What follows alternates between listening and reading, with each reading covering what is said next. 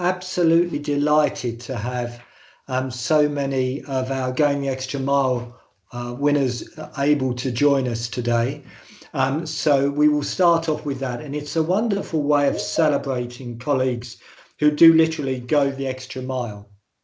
We have a nominations process, and then we have a group of individuals who assess all the different nominations. And so the Going the Extra Mile winners really are at the very pinnacle of colleagues who do go the extra yard, because day in, day out, so many of our colleagues on the front line, as well as in management services as well, really put themselves out to try and improve the experience for patients and their families. But today we're going to celebrate an individual winner for spring and a team winner. So we'll start off with the individual winner, and the individual winner is Helen Lake, who's locality manager for our Solihull 0 to 5 public health services, and she was nominated for dedication and leadership. And one of the nominators said, Helen consistently puts in over 100% effort, serving as an inspiring role model who not only manages her team effectively, but also continuously pursues her own development. Her positive influence has fostered a resilient and motivated team, and her contributions have extended beyond her immediate responsibilities, significantly supporting other services and ensuring the delivery of high quality care. Another nominator said, Helen's leadership has been pivotal in the ongoing success of our Solihull 0 to 5 services, including the reaccreditation of the Baby Friendly Gold Standard and meeting all the key performance indicators. Her commitment to creating a safe, inclusive and compassionate work environment has earned her high praise from her colleagues and Solihull's Commissioner, highlighting her as a trusted and valued leader within the NHS. What wonderful nominations, Helen. We're absolutely delighted that you're our spring individual winner. Big round of applause and thanks from the board. Thank you. No, thank you. I'm a great believer that you either give energy as a leader or you take energy. And that nomination, Helen, I think demonstrates that your team and those around you really feel the sense in which you give energy and give them a sense of purpose and capability. And then on to our team winner, and there are so many people on the call, but I'll just read out the volunteering team who are our team winner.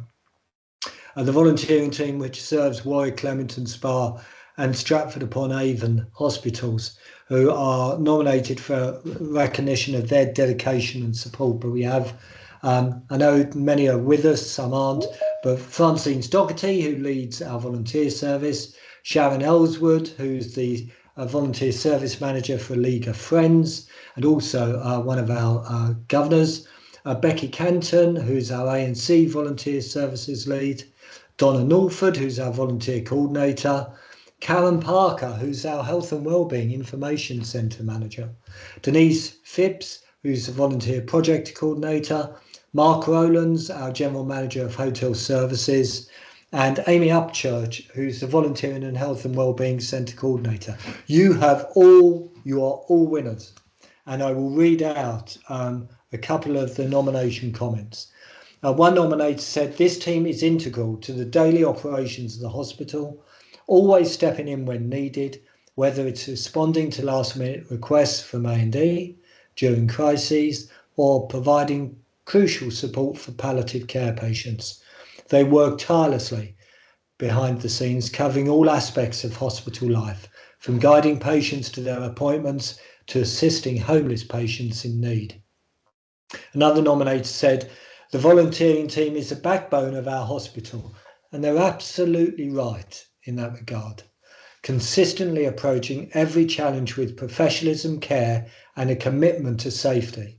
Their work is vital to the functioning of Warwick and Ceru and Stratford hospitals, ensuring that both staff and patients are supported in every situation, no matter how urgent or complex. This team embodies the trust values. To my volunteer winners, thank you very, very much for the time and commitment you give up day in, day out to support patients and their families. To people who are maybe listening to this call, who have retired or are looking for something to do. Maybe you're a younger person and you're looking for some, not work experience, but it's some experience of working with others. Volunteering is a wonderful thing to do. And as the nominator said, are very much the backbone of our hospitals. Thank you very much on behalf of all of the board. Take care, everyone, and keep up the great work. Okay, team, so I'll move us back to our agenda. We have apologies today from David Spraggart and Simon Page. We've had a busy morning already today. We've covered a variety of different subjects, including a review of and a discussion about our community recovery services.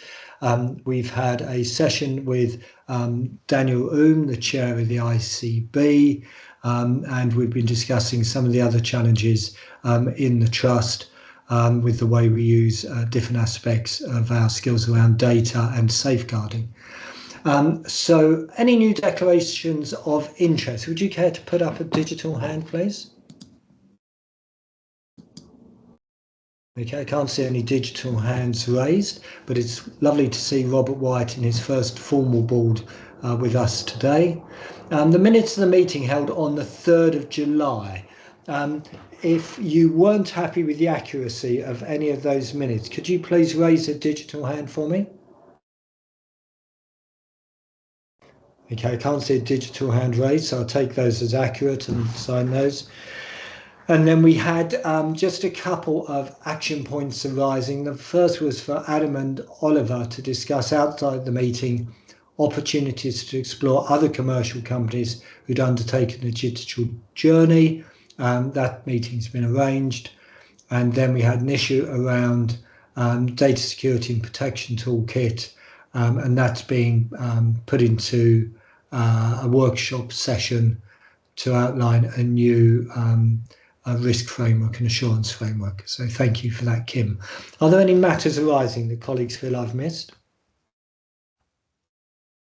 Okay, thank you. And then I think we're on to the minutes of the full board meeting on the 7th of August. For members of the public, those meetings are a different way of us as a group, which now consists of not just Swift and George Eliot, but Worcestershire Acute and Wye Valley. All 4 boards come together and we do more of a comparison of performance, and it normally allows us to discuss really interesting opportunities for us to, as we do as a foundation group, identify and share best practice at pace. But the minutes of the meeting held on the 7th of August, if you had any points of accuracy of those, could you raise a digital hand, please? And okay, I can't see a digital hand raised, so I'll take those as accurate. And then we've got some action points arising, but they will come through at the next full board meeting. Adam, did you want to raise yours now? Yeah, just to note the 52-week performance is included in our integrated performance report this month. Thank you very much, Adam. Look forward to that. Next thing on our agenda then is the Trust Chair's remarks, which I think I've alluded to what we did this morning. Things are still extremely challenging for the NHS at the moment. We are looking forward to the work which West Streeting and colleagues have set up in terms of how we can make sure our NHS is delivering what we all wanted to deliver. So Glenn is playing an integral role in that. Thank you, Glenn. And we continue to work with system partners to try and ensure that the citizens of Coventry and Warwickshire are served as best we are able. I have to say, and we will touch on it later, when I look at things like the inpatient survey results, where Warwick came out, or Swift came out as 3rd equal in the country, I can't tell you how proud I am of this team and the frontline teams and what they do day in, day out with the support of our volunteers and others. So extremely well done team in very difficult circumstances.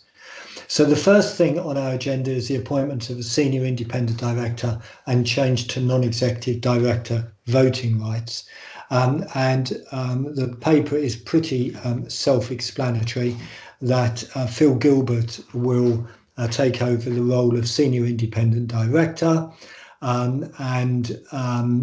will therefore become a voting NED, and Sue will switch to become a non-voting NED, effective from the 1st of October. I think colleagues on the board are all briefed on this. Any questions or perspectives? If you're not happy to support that, could you please raise a digital hand? Phil, your colleagues are very supportive, so congratulations. And Sue, thank you for everything you've done as Senior Independent Director, and we look forward to continue to work with you. We'll then move on to the winter plan and vaccination plan for 24-25. Harkamel, over to you. Thank you. So this is very much a double act from both me and Fiona, and I think that's kind of where I want to start, just before I launch into some of the detail. I promise not too much, but it's really important that our operational winter plan is married with quality, and I think that's certainly the approach that we take in terms of our day-to-day operational running of the organisation, and I really want to make sure that the sentiment of that is reflected in this report. So it was with intent that Fiona and I combined the winter plan and the vaccination plan to kind of reflect the whole story. The second thing I kind of wanted to pull out is you will have heard in my board reports before, I talk a lot about we've been very busy, exceptional pressures, busiest month ever. And I think that's really important. We've had the opportunity to learn a lot over the past couple of years, and even over a couple of months this year, in terms of what we should do when we have times of significant pressure, which I think bodes well and for the upcoming winter. So usually I frame this report in line with the winter letter, which unfortunately isn't out yet. So instead I used the letter, or we used the letter that we were sent in June. So I did reference it in a previous board, in that we were written to, and I sent you all a copy of the letter, following the Channel 4 Dispatches documentary, where there was undercover filming in an NHS trust, which I think we can all agree made for really difficult viewing. And we're expecting that the winter letter this year is in line with that sentiment. And so we felt it was really important to sort of reiterate that at the front of the report and kind of point to the fact that that's how we've developed our plan. It reiterates some of the expectations around performance and quality, and I'm really pleased I can tell you that actually none of that was some stuff that we're not doing. It's all stuff that we're very much in our day-to-day management in terms of keeping patients safe, especially when ED is full. Making sure that people are on the right mattresses and that people are being fed and are comfortable and their families are involved and all those other things. But making sure that that continues and we have the right infrastructure to support that. So this year we have a 62-bed challenge. So what that means is on our very worst day, probably at the beginning of January, we expect to be at most 62 beds short. I should say, on average, we're around 20 beds short anyway. So we are used to operating within a bed capacity deficit. And that's where things like same-day emergency care and prevention and treating patients in the right place sort of really comes into being. We've rebranded our winter planning board into a patient flow and home first. Not quite as catchy, but I think it sort of signals like the intent behind the approach. And despite the fact that I keep getting it wrong, I'm persevering with it because I do think it's really important, because that is like the ethos that we're working with. And the focus really is on preventing admission, really reviewing our length of stay and maximising any opportunities there, making sure our discharge is as swift as possible, working with our partners to make sure that we can do the right things for patients and get them home as safely as possible with that safeguard around them. I referenced at the beginning that we have had lots of times of pressure. And one of the ways I think that we've managed to get through some of those is because we rapidly learn, and that sentiment certainly comes through in our winter planning. We're going to carry on with our PDSAs, do rapid improvement events if we think that that's appropriate, and make sure that we're doing a reflection every single day and then a wrap up at the week and then the month to look at where any peaks in pressure were and whether we should be doing anything differently. In terms of the funding, we've been allocated £2.5 million for winter as an organisation, and I've detailed some of the schemes that we are spending that money against.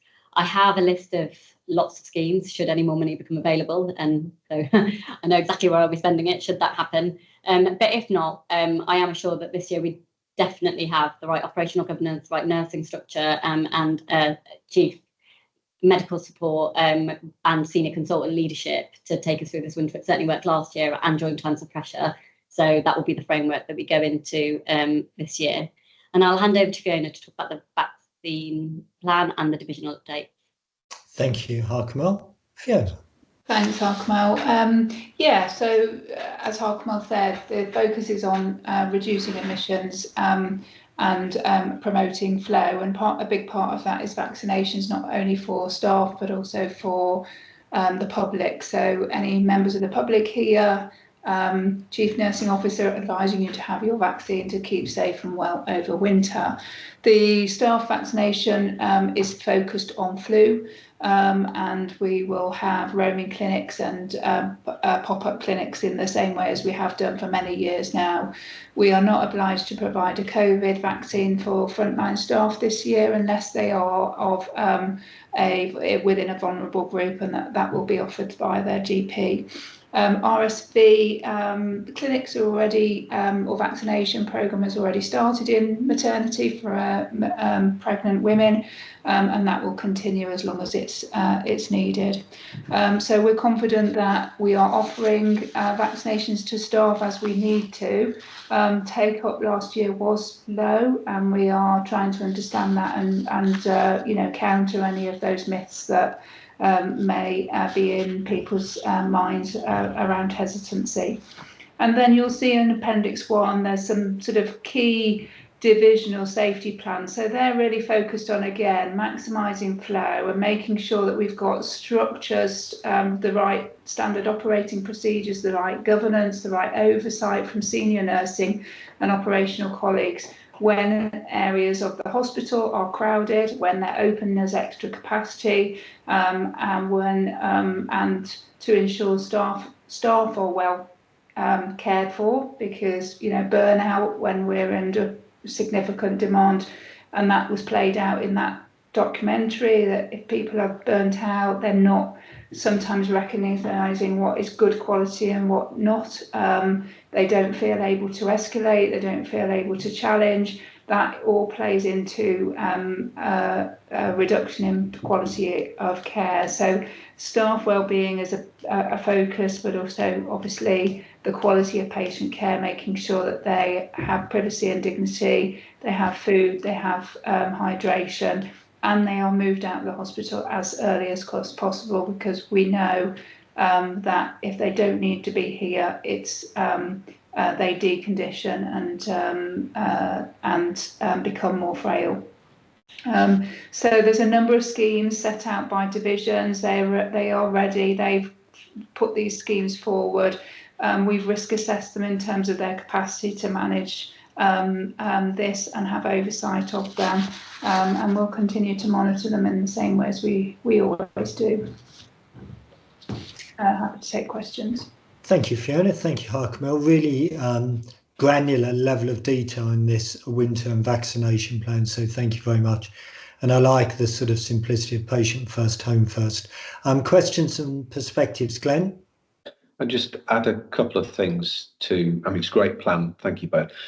Firstly, one of the things that we expect, and I'll probably bring this back to the next board, is that we'll be implementing the 45-minute handover protocol across the Midlands, which means basically that ambulances will hand over patients after 45 minutes if they are still waiting outside an A&E, which actually is a positive move potentially for us, because we generally do accept patients earlier than that, and this should result in less intelligent conveyancing, i.e. ambulances coming from another part of the Midlands in order to utilise our rapid handover time. So we'll be looking at an implementation plan of that across the West Midlands, and we'll probably share that next time. The other one on the RSV vaccine, and as Fiona said, really important for expectant mums to be vaccinated, but also for now a campaign for age 75 to 79-year-olds through primary care.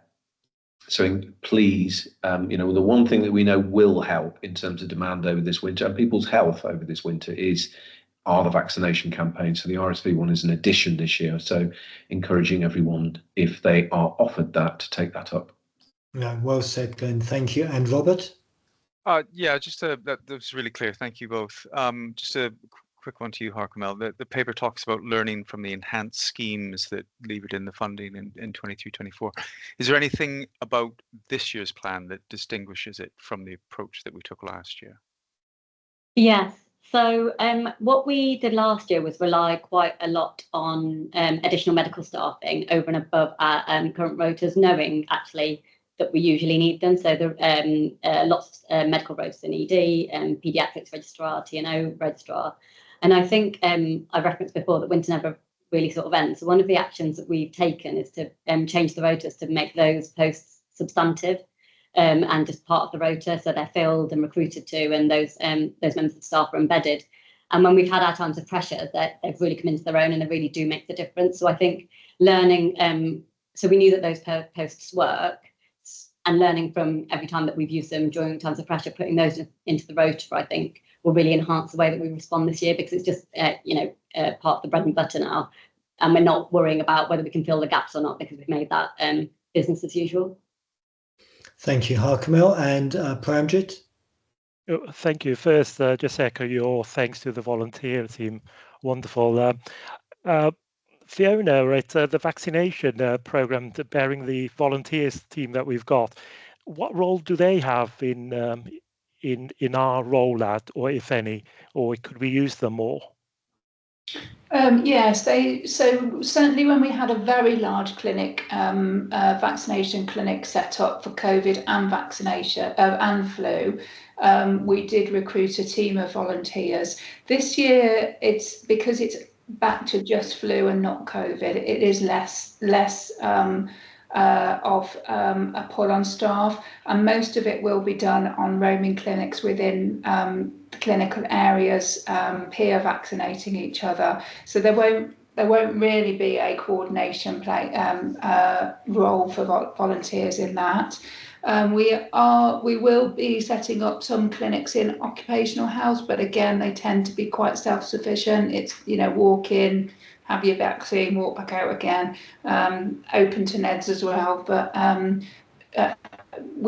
don't think the plan is to use volunteers, but I will double check. Thank you, Fiona. And I guess just two observations from me. The first is obviously the GP action which is currently taking place could be a risk if that continues and in fact becomes greater, so we need to be conscious of that and the strain on our A&E in particular.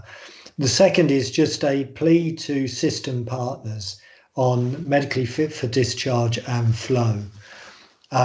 The acute setting, and you touched on this, Harkamel, and you did as well, Fiona, the acute setting is the wrong setting for a patient who is medically fit for discharge and is able to continue their recovery or reablement at home. But we need system partners' help in ensuring those members of the public are able to get home safely. But it is far cheaper for the system in its entirety to look after people at home than it is in the expensive acute. So system partners, please work with us to find innovative solutions to provide faster flow, which allows us to get people home faster, increase our elective capacity, to get down those waiting lists, and to increase our ability to minimise any borders which might be in the A&E. It needs to be a team effort. We can't do it all on our own. So on this winter and vaccination plan, we need approval. So if you're not happy to approve, please raise a digital hand. Okay, can't see any hands raised, so we therefore are approved. Thank you, Harkamel and Fiona. Good luck, everyone, and keep us briefed, as I know you will.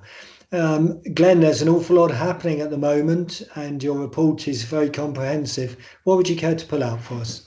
I think that was cue for don't go through your full report, Glenn. So I'll pull out some summary items from it. Thank you, Chairman. So start with two great news stories. Firstly, the Trust has been shortlisted for Trust of the Year, which is the top prize in the Health Service Journal and much sought after. So thanks to Mary for our communications lead for pulling that together. If we don't win it, it won't be fair, but it was good to see us in that shortlist. And then as you've already referred to, Russell, the CQC inpatient survey, great to see the Trust ranked third nationally in that. The year-on-year results for the NHS went up a little bit. There were 8 trusts nationally where it went up in a material fashion. There were 6 that dropped significantly. But we were third ranked nationally, and our scores last year were quite good also. So we weren't in the most improved category because we stayed in that top position. So very well done to everyone involved in giving a great experience to our patients. Then I talk about some of the things that are going on in the NHS. A lot going on, obviously, with the new Secretary of State, our 34th in the history of the NHS. And one of the early announcements that West Streeting made was that Lord Darcy would be undertaking this stock take of performance issues in the NHS. And I've been fortunate enough to be invited into the expert reference group for that. The second meeting of which actually was yesterday. And now from that second meeting, they will, they're working really hard on this actually. A report will be produced by the end of this month, which will create a bit of a diagnosis of what is wrong with the NHS and point to one or two areas that the new long-term plan that is also going to be produced over the coming months will then target responses to. So look forward to seeing that, but also more importantly, probably look forward to seeing how that 10-year plan comes together. That will be produced in the spring, and it will actually, there'll be quite a lot of staff and public engagement associated with that. So we'll probably talk about our local version of that when we next meet.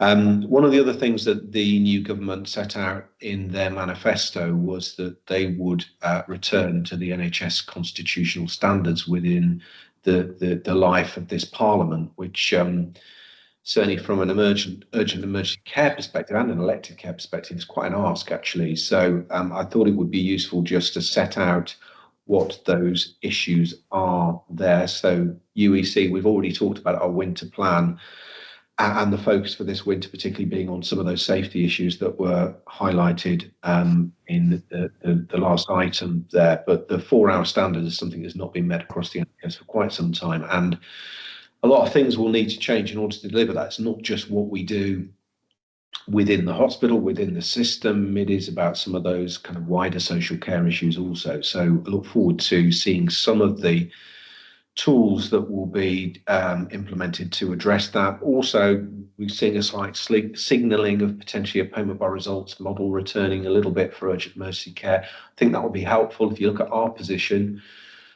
we've seen a big increase in patients from out of area using our A&E. Whilst that's nice to think that patients are choosing to come here or ambulances are bringing them here because of our response times, that causes extra demand for us. And at the moment, the payment system doesn't actually give us the funding to do that always. So we will hopefully be in a system where that is where there's a clearer link between activity and income. But also that will help to tackle some of the productivity challenges, or at least highlight where those productivity challenges are. Elective referral to treatment times, again, to get back to 92%, 18-week standard. I know Harkamel's been looking at this one. That will be quite a push for the NHS. I think we are in a good place, and we'll touch on that when we look at the performance report. And then cancer access, the 62-day standard and the 28 faster diagnostic standard are pretty much here and now targets actually that we will be seeking to deliver fully as soon as we can. Indeed, we are on the faster diagnostic standard. Talk about the money then. I won't go through all of it, but what the rather long planning process for this year's plan took us to a situation where we had to submit several versions of a plan, the final one of which was a 20 million deficit, which was a 27 million deficit in University Hospitals Coventry and Warwickshire, offset by surpluses in all of the parts of the system, including our 1.3 million stretch target. Now, that will not be easy for us. We will be reviewing progress against that later on in the meeting, but it's obviously something that we needed to try and flex our plan, because the risk to the system of losing resources, either capital or early repayment of revenue debt, was more severe than the risk of not delivering the plan. So we will be doing our best to address that. I won't go through all the detail in that section. The GEM Award winners, Going the Extra Mile Award winners are listed there. And then finally, a section on our estates and facilities function, particularly looking here at some of the things that our estates and facilities team have delivered for us, and in a kind of back office function that is so important to our patients and our staff. And then also reflecting on the fact that we've gone through a transfer of that into our SWFT Clinical Services arm's length company, which has also helped in delivering this year's financial plan. We reflected on that this morning a little bit in terms of that transfer happening this week, and managing the staff through that seems to have gone well so far, and we will keep focusing on that team. They're still very much part of the trust, of the NHS family, but this creates a sustainable model for them moving forward. Happy to take any questions. No, thank you very much, Glenn. Any questions or perspectives to Glenn? Glenn, could I just ask a point on clarity, because you very helpfully, and we've agreed to do this with the ICB, included the report from the ICB meeting of the 17th of July. And I think events moved on a little bit, because it says within the context of their IPR section that although the system was not in this significant intervention required category, like numerous other local systems, the year ahead would be a challenging one. They're talking about the finance performance. I think the situation changed then. We actually are in a level of financial scrutiny because of the UHCW deficit. Is that correct? Yeah, that's correct. So there was an initial list of systems that were in effect special measures, and then there was a second list that were where serious concerns existed around the delivery of the plan. That was linked not only to the deficit itself, but also the month 3 position as it was then. So we are working through what the implications of that are. I would hope that leads to a focus on the parts of the system that are off plan, as opposed to everyone having to go through a review. But that will bring additional scrutiny into the system, and hopefully an intervention that will help to improve the position overall. Yeah, no, absolutely. I'd just like to say again, and I've mentioned it before, it would be extremely unfair for us to be given the same level of scrutiny as trusts who are in deficit. This team are doing extraordinary efforts to try and achieve the surplus plan that you referred to earlier, Glenn, which are not easy. But for us to be put in the same boat as trusts who are delivering a deficit is grossly unfair. I think the other thing is I encourage my ICB colleagues to ensure, particularly with the introduction of new EPRs and other systems, that situation of a deficit doesn't become worse. But that's for others. Any other comments to Glenn? Otherwise, we'll move into the IPR. Okay, Adam, you're kindly going to introduce the integrated performance report to us. Adam, over to you. Thank you. I'll briefly summarise and then hand over to my colleagues. So both the chairman and the chief exec have stolen my thunder with regards to the inpatient survey, but what I do want to do is set that in the context of the demand, continuing high levels of demand that that we're seeing, and I think it's a really good indicator of our continued focus on quality, that we can achieve that level of good performance while seeing the numbers we are seeing through our front door. So great achievement there with the inpatient survey results. Harkamal mentioned during the winter update that we have seen a sustained level of high demand at the front door through the summer. We haven't had what in the past would have been a traditional summer drop off of activity. In fact, July, I believe, was our third busiest month for attendances in our emergency department, and that really shows the scale of the challenges that we're facing. I think that growth in demand we're seeing in urgent care activity is certainly partly from South Warwickshire activity, but I think it's important to recognise the increase in demand we're seeing from other areas. So we have seen a really significant growth from patients with a Coventry postcode, and again are seeing continual levels of high demand from the Birmingham and Solihull area, in particular the Solihull bit of the Birmingham and Solihull area, and that clearly is having an impact with all of the challenges around discharge that come with out of area or traditionally out of area patients in our beds. We have seen the same level of demand increases in our cancer services, which has been a particular challenge and area of concern for us. In fact, you'll note in the Chief Operating Officer's report that we've seen a 40% increase in 2-week wait referrals since 2019, which is really phenomenal. Against that backdrop, we're of course working hard to improve work on the targets, and we have seen improvements in some areas like diagnostics, but there is more work to do there, and certainly a focus for us in some of the work across the system. I do want to mention the financial position, because as we've addressed already, it is challenging, and I think our current position has been impacted by the industrial action we saw in June and July, as well as those sustained levels of high activity, which has meant that we've had to have escalation capacity open when in previous years we would have shut it. We continue to deliver against our CPIP plans, having said that, and we have identified over £18 million of CPIP for this year.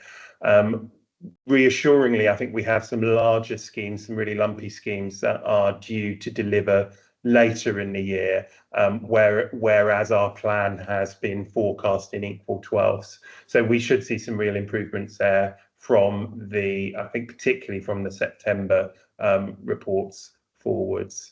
That's all I wanted to say by way of summary, but I will hand over to my colleagues. Thank you, Adam. So we'll move on to quality and safety, and Fiona and Charles. Fiona?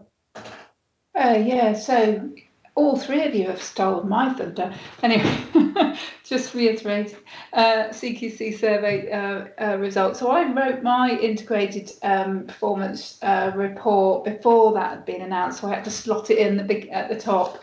But interestingly, I was going to concentrate my report this month on quality, on patient experience, because we've set quality priorities for the last 2 years around patient experience, and just put some narrative in there just to assure the board that there's progress continued on last year's quality priority around dementia and patients and families suffering from dementia. And we've just appointed to a nurse consultant in dementia. We continue to support the Admiral nurses to reach out to families and provide support at home for people with dementia, and we continue to support our staff to develop skills in managing those. And this year's quality priority around patient experience and public engagement, and really coordinating the information that we gather, is taking some shape. There is some continued work to do, and that's not unexpected. It's a huge project, but you'll see some narrative in there in terms of the work that's been done today, particularly focusing again on our PALS team, our volunteers, and how they provide us with support to improve our patient experience. But obviously we'll continue to give our board assurance on that as an objective going forward. And then just to note, there was some error in data collection around FFT, but we expect that to be improved for next time. Thank you, Fiona. Charles, anything from you? Just to add on the patient experience point, that having good patient experience actually improves trust and confidence for our patients, which means they get better quicker. They're more likely to take our advice on things like prevention. And, there's lots of evidence that psychological well-being, helps physical well-being. So this isn't just nice to have, it's a core part of what we do. No, absolutely, Charles. Thank you. Questions or perspectives to Fiona or Charles? Charles, I think it's now officially the case that it's known that you're retiring later on this year, so we will celebrate your fantastic career and impact on this trust at next month's meeting. But in the meantime, enjoy happy planning for the life beyond SWFT, although as ever, you're in our spider's web and we won't allow you to entirely escape. Going to keep me in the cupboard, I think. No, absolutely, Charles. Glenn and I have already designed the cupboard so that you'll be comfortable. We'll move on then to Harkamel. Harkamel, operationally, how are you seeing things? So we achieved a performance of 74.5% against the 4-hour A&E standard. And as has already been said, it was our third busiest month in SWFT's history. And I think it's important to pull out that the over 75s had one of their highest levels of activity ever over the past 3 months, which is really important when you think about flow and how we move those patients out through the organisation. Mondays remain really busy, and so are Tuesdays. So that's something that we're watching. In terms of attendances from out of area, Birmingham and Solihull matched attendances to the previous month, and it was the 4th highest in terms of the month so far this year. But 24% of those were over 75. And then again, when you're thinking about trying to discharge those patients and the complexities of working with agencies, not within Coventry and Warwickshire, we definitely felt some of that pressure here at SWFT. Although it looks like our intelligent conveyancing number, so that's the number of ambulances that are brought here proactively by the ambulance service to avoid pressure at other hospitals, it looks like it has slightly decreased. If you look at it at the same time last year, it's a 66% increase, which is significant. And when you're looking at the trust breakdown, it is quite startling.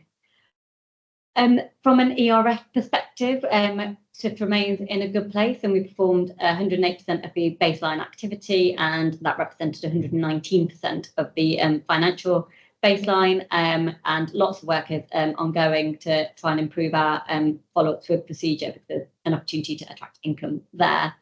Our RTT performance improved, as did our diagnostics, which, if you remember at the beginning of the year, I was saying I was really, really worried about our diagnostic performance. I'm really pleased that we are still on that improvement trajectory. Cancer is my biggest worry, I would say, and it is really disappointing to note that our 28-day faster diagnosis standard was at 72%, and that's lower than the last 2 months. And our 62-day standard, although an improvement compared to June, is a long way off where we want to be. The demand really is a key factor in this, and I think I've talked about that kind of before, but just to put it into context, if you're looking at January to June 2019 compared with the same period this year, it's a 43% increase. We've not seen a 43% increase in the resource available to manage this demand, and a significant proportion of those patients will need a diagnostic.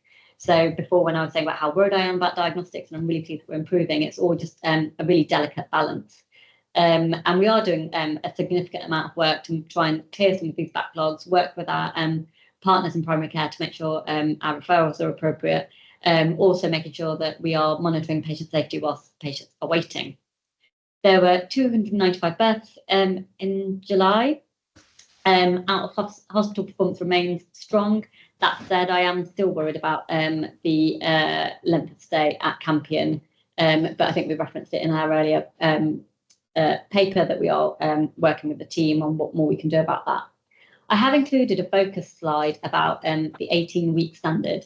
So for the past few years, when we talk about RTT, focus has been very much on patients waiting over 2 years or 78 weeks or 65 weeks. And I just kind of, in line with what Glenn was saying around returning to constitutional standards, put a bit of a placeholder in for what that looks like for us. So in July, we did perform better than 70% of acute combined trusts. So, we are in a relatively strong position. We don't have any patient waiting over 104 weeks. Of those in July that were waiting over 78 weeks, there were 7 of those, and they are orthodontics. In July, there were 38 patients over 65 weeks and 733 over 52 weeks. I've said before, and I have done a focus slide on this, but our biggest area of concern is orthodontics. And I'm really disappointed to say that we haven't seen any change in the national direction of travel with NHS Dental. And so far, we are still managing this complex group of patients in the exact same way, which is not where I would have expected to be. Just to reiterate, I have asked for support from NHS England and from the ICS and from local partners, and sought mutual aid from wherever we can get it. So we are chipping away at that number, but it is slow. And I am concerned that without a plan that's longer term and, in my opinion, more proportional to the complexity that these patients are facing, then we'll just end up in this position again. The expectation is that by the end of Q1 for 2025, we will have no patient waiting longer than 52 weeks, and I believe that we will meet that target. And there are some specialties that are closer than we might think to hitting 18 weeks. So orthopaedics, rheumatology, gastroenterology, and ophthalmology are predicted to have recovered to 18 weeks by 25-26, and that's if we don't do anything different. So clearly, knowing that, we are working to see what we can do to try and make that slightly faster. I've included a graph that shows the current waiting list by week's wait. So that's the one on the bottom left. And it just breaks down by week's wait, like what the proportion of patients are. And I just wanted to highlight that the waiting list has continued to increase. And so that increase in referrals since the pandemic means that RTT pathways per 1,000 South Warwickshire residents has doubled from 60 in 2018 to 120. We do map every now and again, sort of every 3 to 6 months, to just double check that we're not seeing an equal and opposite impact on our ED performance, and that are we seeing a lot of patients who are on waiting lists coming in for our ED because they're not getting seen in an appropriate timescale. We are not seeing that, but it's just assure the board that we do look to do that. And despite that increase in referrals, we are reducing our pathways by 31 a month. Which is not insignificant when you consider the growth. If we were going to get back to 18 weeks within a year, we would need to do an additional 1,147 clock stops in a month. If I take you back to my previous report, where I said that we delivered 108% of activity compared to the baseline, I think I can provide the assurance that we are already doing extra work. So to hit that within a year is exceptionally challenging. That said, I am really proud that sort of year to date, by the end of July, we have provided 20% more elective inpatient care and 8% more outpatient care since 2020. Harkamil, really comprehensive. Thank you very much. It's great you've got such a good grip on the engine room. Just a question in the chat box before we come to Glenn. On the cancer diagnosis, Roberts asked the question whether we are seeing more people at the early stage of cancer rather than late stage cancer. Are we seeing anything in our data to give us assurance on that or not? Not yet. So we are trying to be better at capturing the data by stages. So it is in there, but it's not in a way that I can triangulate. What I will say, though, is that our conversion rate is dropping off. So this time a couple of years ago, I think I expressed to the board my concern that we're seeing high levels of referrals, but the conversion rate was increasing as well. So it wasn't that we were seeing inappropriate patients. That's changed now, with the exception of urology. Just to assure the board that we are looking at that and trying to get better data on that. But with the conversion rate going down, that suggests that we're getting more inappropriate patients along the 2-week wait pathway, which is clogging up that diagnostic bit. So it's really, that's what makes that question even more important, to make sure that those patients who have got cancer, making sure that we're seeing them as quickly as we can. So Okay. on it. Thank you. For time, there's some other things in the chat box if you could address those. But Glenn? Yeah, thank you, Harkema. And that the analysis there you provided on the referral to treatment times is really helpful. And as you say, that difference between the non-admitted and the admitted, with the non-admitted including those orthodontics patients, is quite stark. And I share your complete frustration on this one. Many other providers have stopped providing orthodontics. We've been told we can't. So we end up with all of those referrals. So we do need help from colleagues in NHS England, and I'll help you in kind of escalating that one. The other one that I think we just need to be conscious of as we move forward, and it's good to see and hear your level of confidence on our long waiting numbers, but we've also been helping others with mutual aid. So Hakama, when we, for example, orthopedics, which is a really powerful specialty here, performing well, when we help someone else with long orthopedic waits, those will come in and hit our numbers at that point, won't they? They do, yeah. We take them as IPT, inter-provider transfer, so they are then formally on our waiting list, and then that stop is applied to us. But we do, we're so experienced now in doing mutual aid, we've been able to develop a system whereby we can take them in chunks and manage them appropriately. So neither the referring organisation gets overwhelmed with the admin, and we get overwhelmed with and trying to treat them. So that process works quite well and shouldn't see any risk to the stability of the waiting list. Thank you, Harkema. In the Solihull and Birmingham, 747 in a month translates to about 25 a day. 25 people arrive in our A&E day in, day out from out of area. That's a quite telling number. Harkema, thank you, and thank your teams for all their hard work. We'll move on now. And Nick, are you going to give us a people update, please? Yep, no problem, Russell. 1 second. So overall, it's a positive position for the workforce KPIs in terms of mandatory training, appraisal, vacancy rates, recruitment KPIs, and a continued position that we've got more starters than leavers and a low time to hire. Turnover remains below 10% for the 5th consecutive month, and that sort of shows the impact we've had around the retention work and all the staff experience across the trust. I guess to highlight one area to pick out would be the absence levels, which remains an area of focus. We've had a decrease from last month and a reduction in sort of long-term sickness absence and a slight increase in short-term, but we remain above the 3.8% target as a trust. And I guess tied to this, work around the agency reduction, as we've seen sort of a reduction in vacancy levels across the trust, we've seen sickness sort of come more prominent as a reason for temporary staff use. So as a result of that, we're sort of undertaking some focused work around those areas with high absence levels and agency use to try and address that and get under the surface of it. And I guess because absence remains on the highlight, we've had discussions with divisions through the monthly FPEs, and what the sort of feedback we got was that they felt that they've got a good grip of managing sickness absence, but there was a message came through about them needing to feel that they need greater support to manage those complex cases and long-term ones, as there's a desire to sort of make sure that they're doing the right thing and they don't want to misstep with some of these cases. So we're incorporating that into the review we've got going on at the moment around our absence management policy, which we're hoping to be completed by the end of the year. And when that's done, we'll launch that, obviously with a new policy and seeing how we can best support staff across the organisation and managers in sort of managing that as best they can. And I guess the other element to highlight is just around the staff survey. So that will be commencing shortly, and we know it's an important mechanism for us to understand sort of staff experience and how we can improve and build on last year's results. So we're just in the process of preparing for the launch, sort of showcasing the actions that we've done from last year's results and trying to work with the divisions to see how we can get sort of even higher response rates, because we know that's how we get their best information from staff, and hopefully build on the results from last year.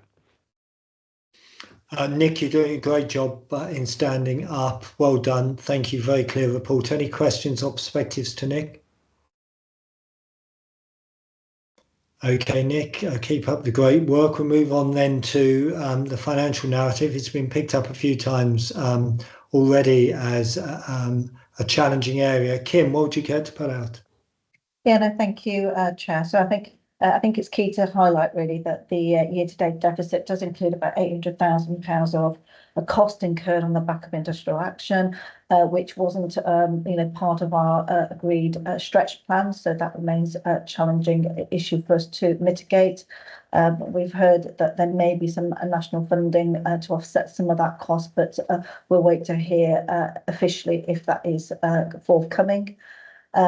As Adam has pointed out, we are expecting some lumpy kind of efficiencies coming through in the next few months, which will actually, improve our position. We've got some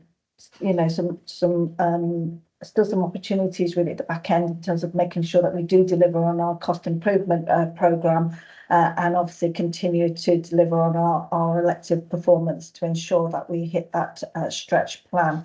But there are other risks that we need to mitigate against. As Harkamal has said, as part of the drivers as well is to do with the fact that we've continued to keep open some of our escalation capacity at premium cost, but we have, previously agreed to recruit substantially into some of those rotas. So I'm expecting the continuation of agency spend in those areas to actually reduce. I know Nick's touched on the agency spend where we've got some pockets of challenges with high sickness, but generally I think, the agency spend or temporary labour spend is about 50% what it was last year, which I think is a significant improvement, really. So really, thank you to the SROs on those work streams and the trust really for maintaining safety, as well as delivering really the operational capacity, in a safe way, while actually managing the money. And I think that's really commendable. So really, I think is an example of how we've all jointly really worked together on that. So I think that's something to celebrate there. In terms of there's obviously things to focus on in terms of the Excel and Everything programme, and Adam's got an update on that later, so you can have assurance really around what sort of schemes we're working on. And clearly what we need to do is ensure that we support the divisions in terms of ensuring that we do support them in making sure that we do that cost avoidance, that we are delivering on those schemes, but also making sure that we keep up the productivity opportunities as well. Other things to highlight, cash, you'll note that the cash balance at the end of July was just under 9 million. Cash is a challenge for us. You'll be aware that we invested money in our Innovate, and we've got some plans to draw that back as well to help with our cash situation. But we've also got a plan that we're going to discuss later on the board. One of the key drivers to that is the fact that the national guidance around how we get paid for elective recovery work hasn't been finalised. So although we can recognise the income, we feel we still don't actually have payment for that. So that's a challenge for us. But so we'll discuss that in a bit more detail in the confidential session. I think those are the key things that I just wanted to highlight, Chair. Thank you very much, Kim. But importantly, as Adam, I think, referred to, the way we've done our CPIPs is a flat plan, whereas the way that actuals will actually be delivered are progressive, as one would expect. Questions and perspectives to Kim? And thank you, Kim. I know you've been in the wars recently, so to speak, with your health, but we're glad to see you today. Okay. Can I just ask colleagues, because we've got some chunky reports coming up, just to summarise them as ever, as efficiently as possible. The first up is the quarterly safe staffing report. Fiona? Yeah, thanks, Chair. So main highlights for this report is that it gives assurance that we've got good oversight of our staffing at divisional and organisational level. A big success in the last quarter has been that we have stopped all off-framework agency usage, and we are now only using either the lower tiered agency or our own internal bank staff as temporary workforce. As Nick said, our vacancy position is good, but sickness is a worry. We are still spending or needing additional staff to support a higher than normal patient with mental health problems within our beds, and we are working with CWPT, our mental health provider, in that system to understand how we can reduce that those length of stay in hospital. Another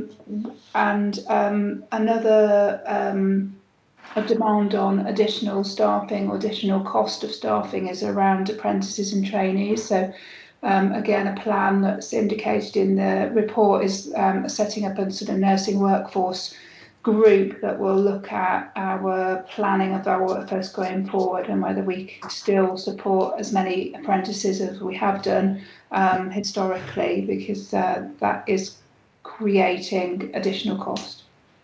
Thank you. Thank you. Questions and perspectives to Fiona? Glenn? I mean, just please pass on our appreciation to your senior nursing colleagues, Fiona, who've helped with the agency reduction programme, but also that inadequate staffing instance. To have no incidents in a whole quarter is really quite something. So thanks to the team. No, absolutely, Glenn. And also, Fiona, can you pass on our thanks? You were included. A number of board members went on a night shift visit last month, and it was great to meet so many of our international nurses. And I'd just like to, again, to put on public record my thanks to our international nurses who make enormous personal sacrifices to leave families and loved ones and their homes to come and work in the NHS. You are absolutely essential to the work that we do, and we appreciate the sacrifices you make. Okay, if there are no other questions, we'll move on to the perinatal Q1 report. Lorraine, lovely to see you with us. What would you care to pull out of your report, please? Thank you, Chair. So this is the Q1 report, and I'm going to take the report as read and just bring out some main highlights. So as we've been saying for many months now, our birth rate remains high. We've done a lot of work around deep dives and in reviewing all of our data, knowing the challenges are in increased elective cesarean section rates. We've taken papers to management board who have supported with our immediate and interim actions to support that, and that's also investment in staffing for midwifery from our birth rate plus assessment, and also for consultant and medical staffing as well, which has been really beneficial. We still have plans to look at our 3 to 5 year maternity neonatal strategy, and we've started some meetings around that to look at that. But some of that has also been to highlight to the ICB around the capacity issues, particularly from out of area, and we'd also be writing to NHS England to escalate our concerns and actually around funding for the extra workload that we are doing. So certainly not sitting on our laurels, but we are reviewing that on a month-by-month basis. Capacity continues, which is great that women want to come here, but actually we can't be outside of the capacity that we can manage within the resource that we have. Also looking at our theatre staffing and theatre management and capital for theatre development, and we've been having some meetings around how we can improve that, and we've got a plan with our theatre team around managing a pilot to look at how we'll move the management of theatres over to our theatre team, and also how we can look at improving the environment within theatres to make that a safe environment. We continue to have a really low stillbirth rate, and sadly we had one stillbirth in the quarter, but we've given support to the family and to the mother involved and our staff involved in that. But actually over the last 2 years our stillbirth and neonatal rates are still way below the national average, which is really pleasing to see, but obviously we maintain that on a rolling 12-month basis. We've also been prioritising our safeguarding training. We saw that drop slightly, and we know that was impacted around, as we've talked about, doctor strikes, but we have a plan and that is on progress. Our midwife to birth ratio remains really good at 1:24, and all our women had 100% one-to-one care in labour. Those are the main points I wanted to bring out of the report, but happy to take any questions, Chair. That's great, Lorraine, and I think we've still got Lynn and Angeli on the line, and I'm really conscious for all of our maternity and paediatrics team how incredibly busy you've been in the wonderful, joyous work of bringing healthy babies into the world. I just want to thank you on behalf of all of the board. I also want to recognise, though, the point that both you and Fiona have made about how busy you are, and our anxiety that because of our reputation, more and more expectant mums are wanting to come to us. So that is, if you like, a double-edged sword, but I know does put the team under pressure. And I know equally there are certain capital things, you mentioned the theatres, which we would love to have the money to be able to do for you. But as Kim has indicated, we're really cash strapped. But I do want to put on public record our thanks to what a great job you do. And I'd also just like to say, as Ned's safety champion, just a few words which you picked up on in terms of expectant mums and the way we need to help expectant mums. Expectant mums, an elective C-section is easy in some ways, not so great for baby, arguably in others when you look at gut flora. We need to help you in terms of your BMI, if you've got an excessive BMI, because that's better for baby as well. And we need to help you if you're on antidepressant medication with our primary care colleagues, because again, that's not great for baby. So these are some of the things where we need to help expectant mums before the joyous occasion of a baby arriving. Questions and perspectives. Glenn? Thank you, Lorraine, for taking us through that. It's always a really thorough report, so thank you. Section 4 on CNST, safety action number 5, midwifery workforce. I'm just surprised that's still amber. What has to happen to turn that green? Yeah, absolutely. And it's obviously, there's lots of aspects within that, but one of them is around, by the time you get to December, have you maintained 100% one-to-one care in labour? So we can't say we're there yet because we haven't got to the end of December. So that is the main one, because that's on a month-by-month process, and making sure that our labour ward coordinators remain supernumerary and they're not providing care. So actually, until the point we hit December, we can't turn that green, because actually we won't know the data until that point. Okay, thank you. And Pramjit? But thank you, Lorraine. Just to echo what the chair has just said, the prevention strategy, the team are doing wonderfully on carbon monoxide monitoring, which I know we've been following in the governance. Yeah. But that really is the wonderful figures that are there, and long may they continue. Thank you. Yes, the team have worked exceptionally hard to keep those figures low, but we don't sit on our laurels, as you say. We monitor that on a monthly basis. Yeah. Send the love back to the team, Lorraine, Lynn, Thank you. Anthony, and everyone else. Thank you for your hard work. And we'll move on then to the patient experience quarterly report. We've talked about patient experience a little bit already. Fiona, what would you care to pull out of this report? Yeah, just briefly, really, the positives CQC survey. That's the inpatient survey, just so that people are aware. CQC do inpatient survey, maternity survey, and outpatient survey. So the maternity one, we've got early indication of, and the results will be out imminently. Outpatient later in the year, so I'll obviously let you know of those as they come. FFT has been rolled out in maternity this month, which has improved their feedback from their patients, and we've done some really good work with the mortuary and the bereavement teams working together to improve the pathway between those two teams. Just of note for the public that we have got a charitable funding campaign out at the moment for us to improve our bereavement suite for relatives, particularly the viewing room and that area where members of the public can view their deceased relatives, just to make it as best for them in terms of their experience. Other than that, happy to take any questions, Chair.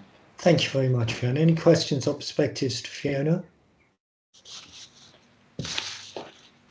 Fiona, I just want to have a call out and thanks to our PALS and bereavement service and teams. They do a phenomenally important job looking after over 300 families month in, month out in what is physically a very suboptimal, as you refer in your report, a very suboptimal sort of environment. I know we're doing stuff, but I just want to publicly thank our Powers and Bereavement team for the way they delicately and empathetically look after families who have suffered a loss. We'll move on then to Freedom to Speak Up Guardians quarterly report. Sue, lovely to see you as ever with us. Thank you, Chair. Sue, what would you care to pull out of your report? So obviously take it as read, and just to highlight, there's an additional part of the report this time, which is an appendix showing a bit more detail around some of the casework we have. So it's not specific cases, it's not every case, but it's the themes and trends that we've picked up over the last quarter. And hopefully that just gives board colleagues more assurance around what's happening with cases, what actions we take, and what the outcomes of those are. So that's that to point out. Thank you as well to all of our senior leaders and to you as board for your engagement with our self-assessment and planning tool survey. Had some really good data from that, and we're just pulling that all together to take to board workshop in October. So there'll be more work for you to do. And if I can ask you to think back 2 years, if you can, to your pledges that you made last time on how you personally would support Speak Up. Have a think about those, and think particularly if you can think of examples of where we've made improvements following staff Speak Up. So listening to all of the board, there's always opportunities for learning and sharing. So think of some examples, because we'll need those for when we have well led. And then I think the other thing to just pull out is all of the events that are coming up over Speak Up Month. So October is Speak Up Month every year. This year we have got our virtual conference on the 15th of October. I know some of you are already supporting that, so thank you. And that's open to colleagues across the system, but also our regional network of guardians and ambassadors as well. So it's a really fantastic opportunity for SWFT to showcase its excellent Speak Up culture, really, and all of the good work that we're doing. And because we're that top organisation and we're in that top 3, it's brilliant to have lots of people come and see how we do it and learn from us. So that's that one. And then due to feedback from staff over the last couple of years, we are putting on some more face-to-face sessions this year. So the 14th of October, we're over at Stratford, and the 22nd of October, we'll be at John Turner and Warwick, doing some face-to-face sessions. And the whole point of that is bringing teams together, sharing our values, looking at things like equality, diversity, inclusion, psychological safety and stress management. And we are really hoping and praying, keeping our paws crossed, that the therapy dogs are coming to support us, because a dog or a puppy is always a great draw for people, isn't it? And Kissing It Better and people like that are supporting us as well to provide massage and stuff on site. So that's probably it, and I'm happy for questions. Sue, thank you very much for your hard work.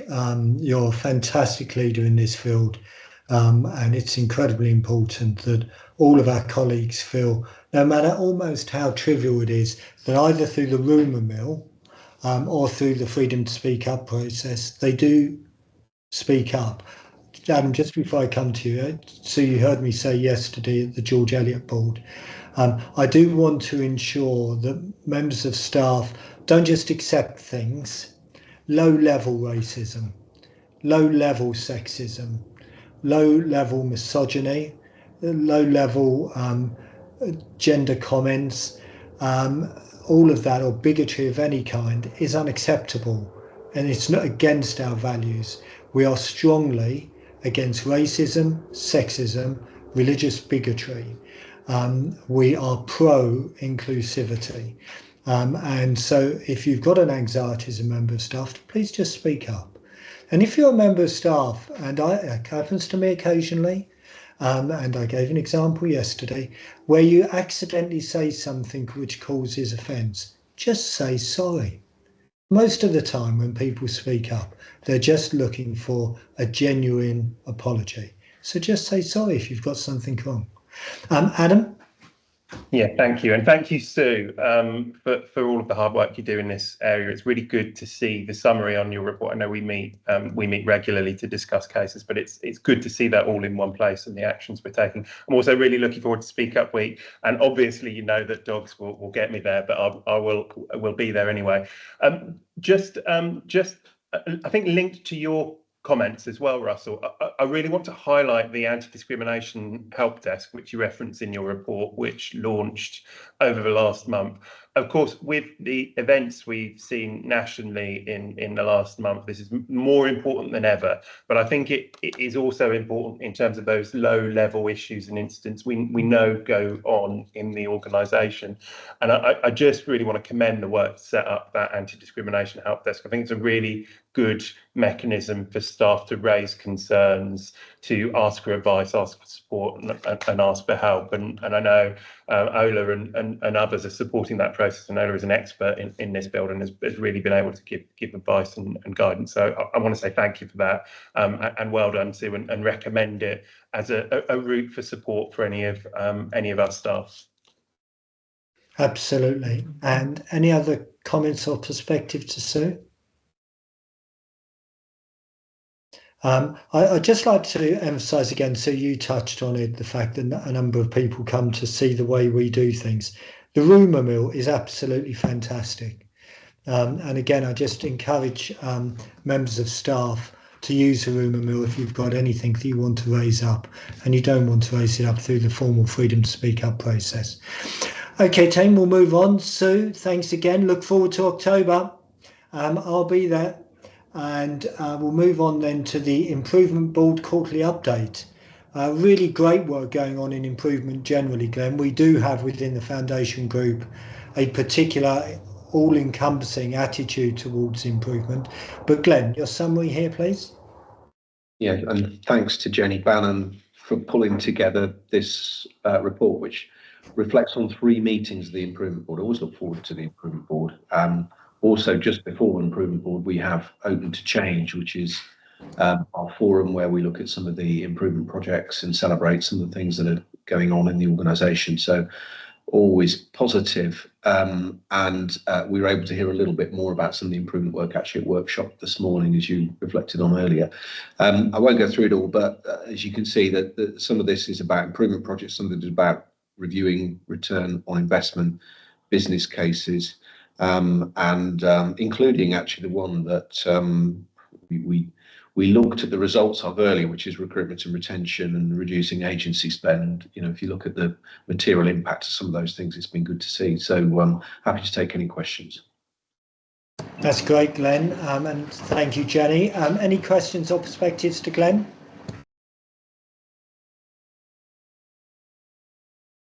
Okay, thank you. So we look forward to the next update in due course. The Excel in Everything programme. Adam.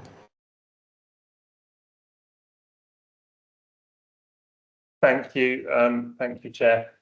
So I will take the report as read, just to highlight a few key points. Obviously, the Excel in Everything programme encompasses our CPIP delivery programme, and we had a really ambitious programme this year of 20 million. We've identified 18 million, which is good, and as we've mentioned, some of those schemes are lumpy and will be delivered towards the back end of the year. But great work there, and the report not only shows those cash releasing CPIP schemes, but some of the cost avoidance schemes that we've got in train, which I think are particularly important in areas like our emergency division, where we're seeing that really high demand.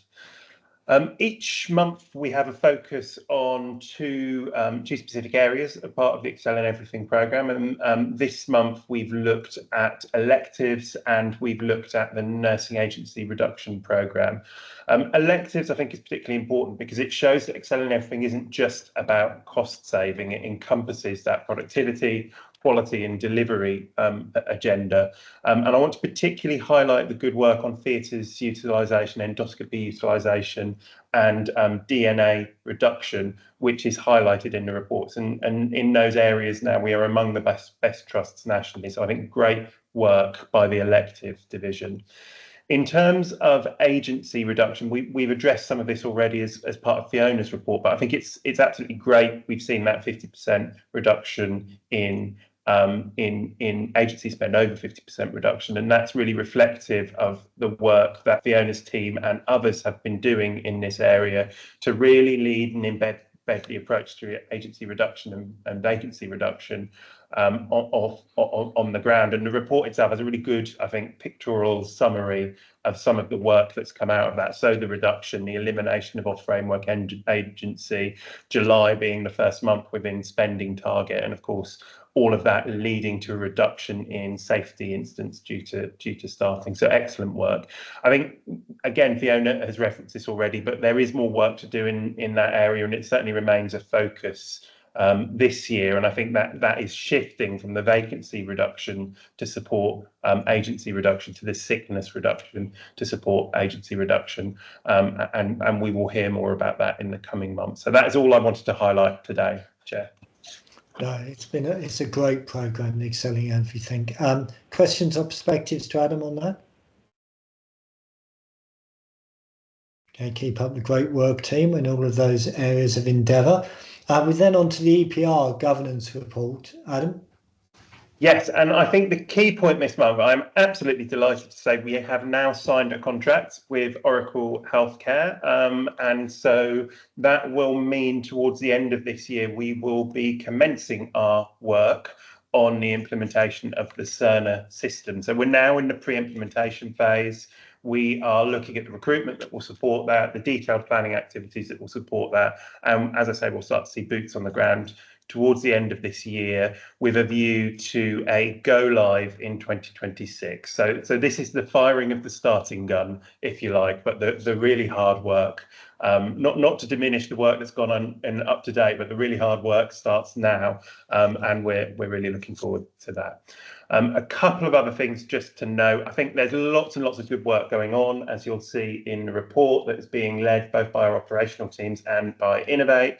I want to particularly mention the work on the site office digitisation. So this will give us real digital, real-time bed management in the hospital, and I think it's a fantastic achievement. We have refurbished and increased the size of our site office. It was a rather small, pokey space before, but if you visit it now, it looks like NASA mission control. It's really, really exciting, and those improvements will be coming online over the next month or so.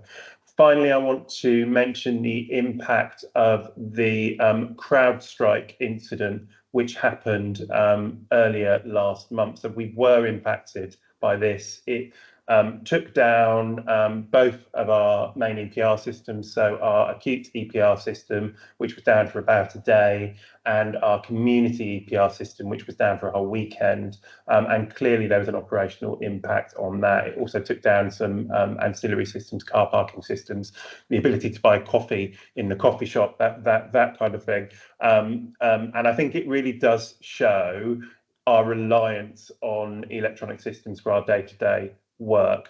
What I would say, though, is that our operational teams handled this in an exemplary fashion. We didn't affect patient care as a result. We carried on with what we were doing, and our continuity and contingency plans worked really, really well. So I need to commend our teams for that. And of course, we continue to focus on making sure our resilience plans are really clear. That's all I wanted to highlight today, but happy to take any questions. Thank you very much, Adam. Questions or perspectives to Adam? Adam, and we've discussed this with Dan, if you can make sure we absolutely extract all the learnings out of the launch of the EPR system at UHCW, please.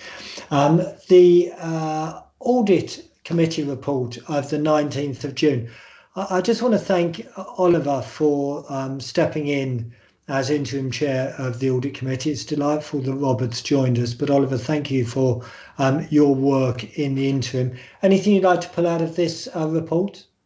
Thanks, Russell. No, I'll take it as read. The main purpose of the 19th of June was to approve the accounts and the annual report. That was all done. It was all submitted. So unless anyone has any questions, that's all I wanted to say. Thank you, Oliver. Any questions or perspectives to Oliver? And thanks to the finance team and Kim. Okay, thank you, Oliver. And the clinical governance report, Pramjit, you're kindly standing in for David on this. Anything you'd like to pull out on this one? No, Chair, take it as read. Okay. Happy to take questions though. Thank you very much, Paramjit. Any questions to Paramjit on the clinical governance report for the 10th of July? Okay, thank you, Paramjit. And then we've got the report from the Extraordinary Council of Governors meetings on the 19th of July and the 20th of August, which I'll take as read. Any questions on those? Okay, duly noted. We'll move on then to the summary of ratified policies. Adam? Thank you, Chair. Just to note that there were 6 policies ratified this month. I've got nothing specific to add. Okay, super. Any questions to Adam on the ratified policies, please? Okay, duly noted. Thank you very much. And then we've got the updated register of directors and register of directors' interests. Sarah, anything you'd like to add to this? No, thanks, Russell. Happy to take the report as read. Thank you. Thank you, Sarah, and thank you for everything you do behind the scenes with Dawn and others, and Ness. Any questions on this? Okay, we'll move on then to the board committee minutes. The first is the audit committee of the 12th of June. Anything you want to add to this, Oliver? No, just happy to take any questions. Thank you, Oliver. Any questions to Oliver on the minutes of the meeting held on the 12th of June of the audit committee? Okay, thank you, Oliver. No hands raised. And then the clinical governance committee meetings on the 12th of June and 10th of July. Paramjit, anything you wanted to add to this? No, take them as read, Chair. Okay, thank you. Any questions to Paramjit? So I think, team, we're on to any other business. Any other business, please raise a digital hand. Can't see any digital hands raised. Now, we do have a couple of questions that I'm aware of, Sarah, from members of the public. Thank you, Roger. Do you want to read those out, please, Sarah? Thank you. So Roger's first question is, with the emergency department attendances running regularly in excess of 300 per day and the winter pressures likely to add 10% more, what steps have been taken to consider and revise threshold number of attendees per day for declaring a critical incident and diverting intelligent conveyancing? Okay, great question, Roger. Is Harkamel going to handle this, Sarah? I am, yeah. Thank you, Harkamel. So yeah, it was a great question actually, and it gave us the opportunity to reflect a little bit. So and a plus 300 day now for us has kind of become synonymous of a really busy day, but actually we're sort of getting quite used to it. So since July last year, we've had 86 days with attendances over 300, which is 23% of days. When I then cross-reference that with A&E performance, it doesn't always follow that just because we have a plus 300 attendance day that we're going to have a bad performance day. So, for example, on the 27th of November last year, we had 304 attendances and actually our performance was 85.9%. So I suppose the point of bringing all of that in is that actually it's a bit more our approach to risk and declaring an incident has to be more dynamic than just linked to attendances. And it may be that we have low attendances, we have no resource space or no ITU capacity. But I think it's a really important point, and it's certainly something that I'm going to take forward in terms of like our winter planning approach, just to see if there is a score or something that offers pause for reflection. We've done a little bit of that anyway, and we're updating our SIT reps that we send out following our bed meetings, where we think about ward acuity and whether we're crowded in ED. But I think that notion of like what are our metrics that we need to just double check ourselves against safety and quality is definitely encapsulated in that question and definitely part of our planning. And if I could divert intelligent conveyancing, you better. Okay. I assure you I would be doing my best to do that.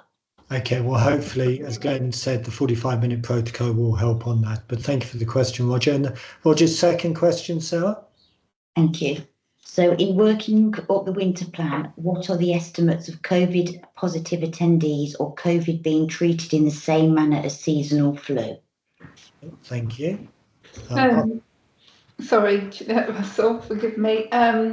I'm happy to answer this. So there's no current official numbers in terms of expectations. We usually get this from Australia. There are some graphs of their activity, but no estimated numbers for the UK at the moment. When we look at the Australian data, though, it is interesting in that they had a peak of RSV between April and July. So that peak came first of all the respiratory viruses. The second to come was COVID, and that was June to July, and then it was flu, which was July to August. So if that is a good predictor, which generally it is, I would be expecting flu to start peaking the end of September, October time, followed by COVID, followed by flu. But in terms of actual numbers, we haven't got that detail. In terms of how we treat them, yes, we treat COVID, flu and RSV all the same as it presents. So we don't ask the public to swab themselves any longer. We only swab them when they are showing any symptoms, and that is a 4-plex PCR that will detect one of those three. That's a rapid PCR available result within 2 hours, and then if they're positive, we isolate them, and that would be the same for RSV, flu or COVID. We also still at the moment are hoping to continue our policy of cohorting contacts, particularly for COVID. We don't generally isolate contacts of flu other than for high risk areas such as oncology, haematology or respiratory areas. But otherwise the treatment in terms of the swabbing isolation is the same. Super, thank you, Fiona. Thank you. Roger, thank you for your questions. We didn't have any other questions, did we, Sarah? No, we didn't, Russell. Okay, well, thank you, members of the public, for joining us. Hopefully you found today an informative meeting. As you can see, as ever, there's an enormous amount going on, and I have the utmost respect, but more importantly, confidence in the executive team at SWFT to deliver the very best performance that we can for the patients and families that we look after. We look forward to seeing you on the 2nd of October for our next board. I will be on holiday because that is the week of my birthday, but Simon Page will be chairing and Glenn will be there. In the meantime, can I suggest to board colleagues we have a 15-minute break and we start the confidential board at 3:45.